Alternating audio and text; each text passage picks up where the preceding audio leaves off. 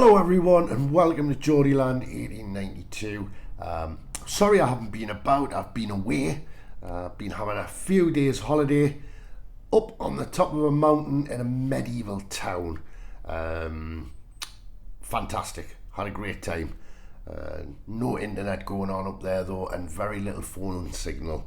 So I found it quite difficult to keep up with the Crystal Palace game at the weekend. I did manage, and managed to see extended highlights of that game on the Monday. Now, I suppose we might as well just dive straight into the VAR situation, which is absolutely horrific. Despicable, really, isn't it? The referee, Michael Salisbury, he had made the right decision for a split second anyway, allowing that goal until VAR and Lee Mason started tampering in his ear and telling him to go over and review the action on the screen on the VAR monitor. Now, it was plain and obvious to see for anybody. Stevie Wonder could have seen what the situation was, and to be honest, he ended up getting it completely wrong because Lee Mason said the latter. He said that it was a foul on the goalkeeper. Now, it was actually Mitchell, the Palace defender, that pushed Joe Willock in the back, pushed him into Vincent Gaeta, and caused that collision. For his sins, the ball actually did ping off him and go in his own net. 1-0 Newcastle. Well, that's what you would have thought. If it was going to be anything, it was either a goal or it had to be a penalty and a red card. Neither were given due to an absurd decision by VAR. Like I say, Michael Salisbury went with the monitor and he had a look at it. Now, VAR only did send him one angle and one clip of video. Now, I did read in the VAR rulebook that there should be several angles and several images of a certain foul, when you bear in mind that there are 30 cameras in the stadium, and they have access to those. They could have given obviously much more information. They didn't give him much information. He should have just stuck to his guns and said there wasn't enough information, but they did show the clip where it was less obvious, in my opinion. It's still bloody obvious in the clip that I can see, but it was better from the other angle. Why VAR didn't send him that, I really don't know. It stinks to high heaven, to be fair. But he changed his decision, and no goal for Newcastle United. Newcastle United burned again by VAR. It's just becoming a habit, isn't it? It's pathetic. It's absolutely pathetic. And, you know, you could say, yes, they're useless and all of that, but we are starting to think that there's some kind of hidden agenda behind this.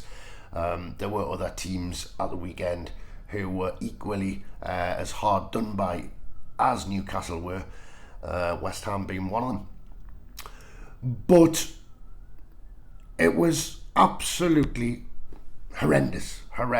And Lee Mason, ex-Premiership referee, honestly hasn't got a clue, has he? Now, is it the technology? Is it just the people that are running this don't know what they're doing? Do they have hidden agendas? I really don't know. They have said that, you know, at the end of the year they're going to spruce it up, they're going to sort it out. With Howard Webb will become, he will be in charge of VAR by the end of the year. But should we just suspend it for now? Get rid of it until that happens. I think we could do without it, couldn't we? I am actually a fan of VAR, but not with the clowns that are using it at the minute. I don't think there's anything wrong with the system. I've seen it in use here in Europe. I've seen it in use in Italy, France, Germany, and they don't seem to have a problem with it, to be fair. So it's just Unfortunately, the English Premiership have a load of morons using the software. How hard is it to take a clip and go frame by frame and rewatch the action properly? The referee gets a split second, VAR can review it over again, and how can you come to the wrong decision? I really don't know. Like I say, clowns, muppets, morons, whatever you want to call them, they're just inadequate and they can't do the job properly. There's nothing wrong with the system, it's the people who are using it. That is the problem. When we look back at the problems with VAR, it has burnt us quite a few times lately. Saturday was a prime example. We've lost out on 2 points, even though that it seems as if they have held their hands up and said there was an error there. But we've been burnt at Liverpool by when Alexander Isak's second goal, where there was no offside for me. They couldn't even tell if he was offside. Apparently they were going off shadows, for God's sake. That's how intent they were to cancel that goal out. You can look at that over and over again. You can stop frame, freeze frame it on your computer, and if you keep looking at it, I tell you there's no offside there. The time added on was another, that wasn't really a VAR thing, but it was a absolutely disgusting decision from the referee. Fancy putting a referee on the pitch, I can't tell the time. But prior to that, the Brighton game, when we were down there, obviously Longstaff, he got his shirt pulled back and he got pulled backwards, and it was there for everyone to see. Referee didn't see it, VAR didn't see it. It was an absolute tragedy, that, and it just shows you, how well inept they are, really. Even on Saturday, when Alexander Isak went through one-on-one against the Crystal Palace goalkeeper, all right, the goalkeeper made a great save and all of that, but as Isak went to retrieve the ball to the side of the goal, it was a Palace defender got both hands on his back and pulled him backwards, and that was a penalty. Now, I don't know if many people have seen this. I don't know whether they noticed, because probably the disappointment of him missing that chance, but he did use both hands and he stopped him from going back to retrieve that ball. I've got a picture of that there here. So VAR missed that completely, and it's an absolute farce. Now, obviously, like I said just there, the PGMOL, I think I said that right, they have recognised the errors at the weekend in not only our game but different games. West Ham were playing at Chelsea. The decision there was unbelievable.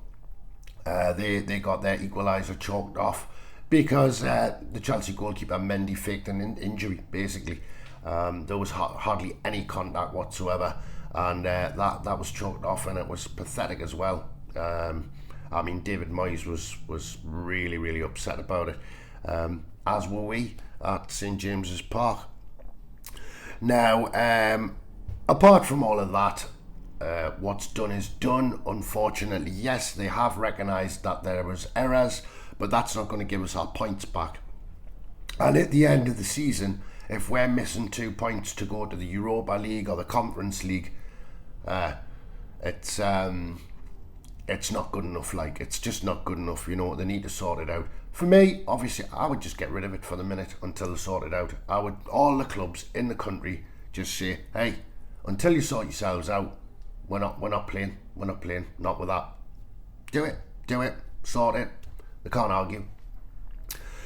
Now, obviously, in that game when we played Liverpool, which I was just talking about, obviously there was a bit of disruption on the bench, because when Liverpool scored that very, very late goal, Carvalho scoring it, obviously their bench had been animated all night, and there were, I have to say that obviously Klopp, you can talk about somebody being, passionate, but he was just a damn right pain in the arse all night, to be fair.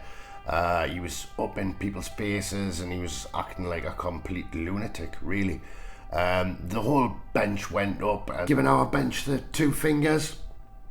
There was a few, quite a few insults going on. Both benches were basically at it, like.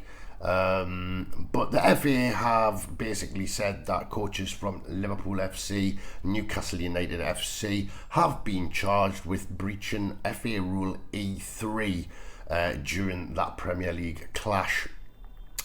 And it's alleged that the behaviour of John Achenberg and Daniel Hodges in the 98th minute of that game was improper. And that Liverpool coach also used abusive and insulting gestures. So, I think they've got till tomorrow or something to respond to that. Now, the Palace game itself at St James's Park, we should have taken 3 points in that game. Obviously, like I've explained, VAR didn't help. The ball was in the net, and then it was a legitimate goal. But Newcastle did have loads of chances to open them up. Unfortunately, we didn't take them. Alexander Isak, wonderful through ball, and like I say, chasing halfway down the field by himself. He probably had too much time to think about it. He tried to chip the keeper, Gaida, who made a brilliant save, really, like if you think about it. Maybe Alexander Isak should have just blasted it, or maybe he should have tried to take it round the keeper, But there you go. I mean, it's only his second game in the Premier League, so I suppose we've got to cut him some slack, really, there, haven't we? Miggy hit the post. Sven Botman, fantastic close range bullet header, but yet again, Palace keeper Gaida making an exceptional save, and Joe Linton nearly poking it in on the line, but he just couldn't get to it. Newcastle had lots and lots of chances. It has to be said, and I think we've got to start taking these chances. We can't be relying on, obviously, VAR to be on our side. It's against us. So, but there was some great performances, I have to say. I thought Miggy was fantastic. Watching what I saw, Botman was great. They all did well. I even thought Sean Longstaff played some lovely little balls up front there a few times. He did well. Elliot Anderson, when he came on last 20 minutes, he was exceptional. I think this kid should start. I thought he was brilliant. Still, jury's out on Murphy, just not sure about him. Can't work out what's happened to him. Nick Pope, some brilliant saves, really. Kept a clean sheet for us, and he did well. He made some good saves. Like I say, their keeper made some brilliant saves as well. So anyway, listen, from me, Geordie Land 1892, I wish you all the best, and I'll see you soon.